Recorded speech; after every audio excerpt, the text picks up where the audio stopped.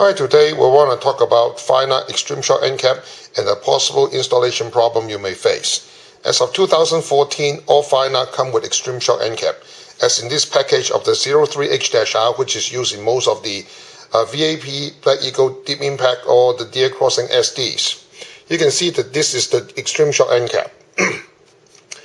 Number one thing that most people do not understand using extreme short end cap is that there's two reasons we go to this. The first of all is that this is the most reliable system we know that can prevent the battery or the circuit from flying forward. And second, with the extreme short end cap, we can utilize much more simpler system like stack coil or the easy coil in the Firenock S style. When you install, before you install extreme short end cap on an arrow, very much like a typical, say, Victory VAP arrow, or any other arrow. In another one that have always had problem with is the Beeman. Well, if people ask you how come these two arrows seems to have more problem than most, very simple. In order to install extreme short end cap, you can see that. Let me move this away and show you what extreme short end cap is involved.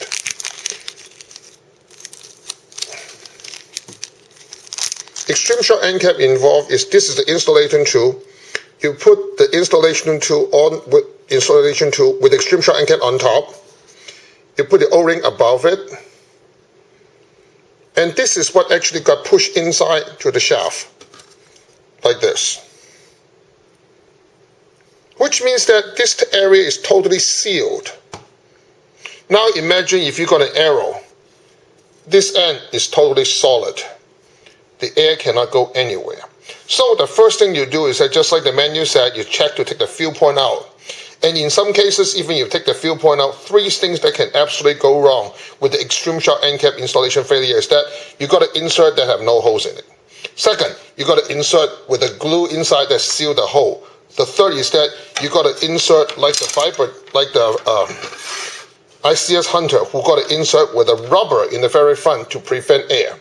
So in other words, if you got an arrow that will prevent air from moving from this direction all the way to the other, the Firenock installation is going to be a very big problem. The reason for that, let me draw it out in the diagram to show you why. Imagine this is the shaft, okay? And that's the end. With the Firenock extreme short end cap,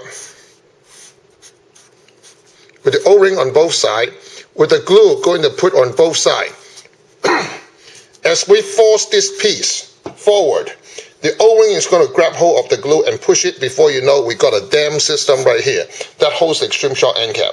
But if we have no air passing through, the air will be forced into on both corners, and the glue will actually come all over on both sides of the shaft and no glue behind it, which caused the installation to fail. So how do we overcome this problem? Well, actually, with some help, and some of my customers are way smarter than I am, they suggest me to do this. And this is the tool they have suggested. A very simple ball bond pen shaft. Why did we go this route? You notice that this is the original installation tool, and this is the ball bond pen shaft they have suggested I do. I do exactly what they suggested, and it works beautifully. The reason for that, because the shaft is hollow. Which means that the air can actually pass through. Go back to this situation. Now imagine this. You now got, all end cap have a hole in it, which means the air, instead of pushing on both sides, can actually come out, and the glue will maintain on the side.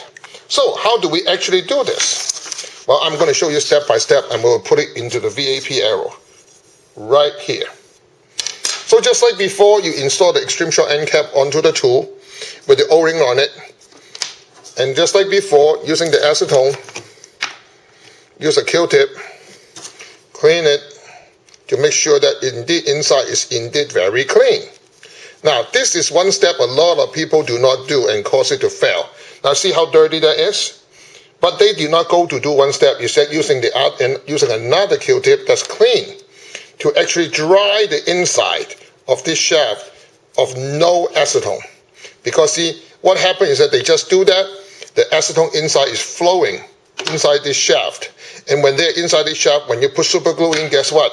The super glue being degraded by the acetone. Okay, now the next step to do this, let me close this so you won't have any accident. Acetone is really bad for tables. Okay, now, next thing, you got a super glue like AGO 600. Make sure they come out fine first.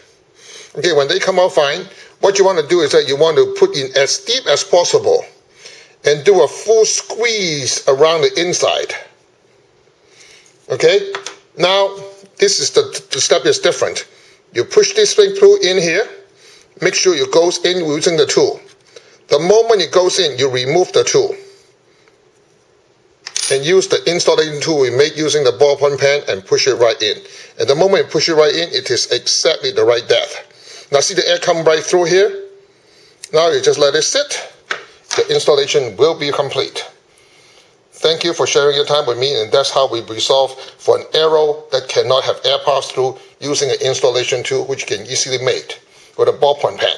Now you do notice that I did put some tape right here. You can always use that using a masking tape and so on, and you can see the exact depth. All right, thank you.